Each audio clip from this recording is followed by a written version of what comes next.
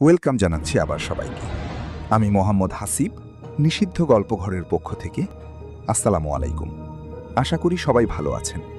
আমি আলহামদুলিল্লাহ খুবই ভালো আছি। আজ আবারও শুরু করতে যাচ্ছি নিষিদ্ধ গল্পঘর ছোট স্টোরি পর্ব 4। যেভাবে লেখা আছে ঠিক সেভাবেই পড়ুন। আসসালামু আলাইকুম।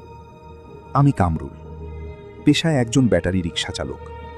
আজ আমি আমার জীবনের সবচেয়ে ভয়ানক অভিজ্ঞতার গল্পটা আপনাদের সাথে শেয়ার করব। সেদিন সারাদিন ইনকাম তেমন ভালো হয়নি, তাই ভাবলাম আর একটু রাত পর্যন্ত চালাই, যদি কিছু বাড়তি আয় হয়। যেই ভাবা সেই কাজ।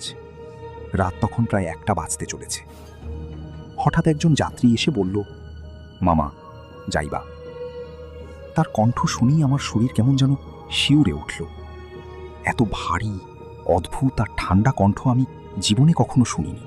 আমি একটু দ্বিধায় পড়ে গেলাম, তবুও বললাম, যাব মামা। কই যাবেন?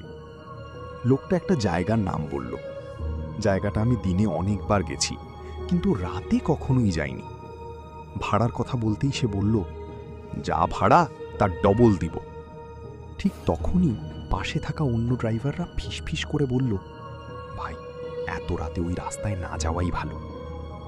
আমার বুকের ভেতর কেমন যেন ধকধক করতে লাগলো, কিন্তু টাকার লোভ আর সারাদিনের খারাপ ইনকাম সব মিলিয়ে আমি রাজি হয়ে গেলাম।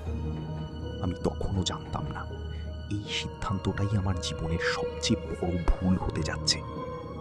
যাত্রী নিয়ে যাওয়া শুরু করলাম। প্রায় 6 মিনিট একটানা রিক্সা চালিয়ে গন্তব্যে পৌঁছালাম। যাত্রী রিক্সা থেকে নেমে ভাড়া পরিশোধ করল।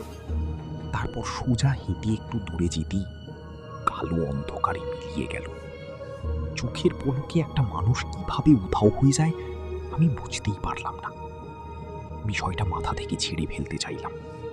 রিক্সা ঘুরিয়ে ফিরে আসার সময় হঠাৎ সেই যাত্রীর কণ্ঠ আবার কানে ভেসে এলো।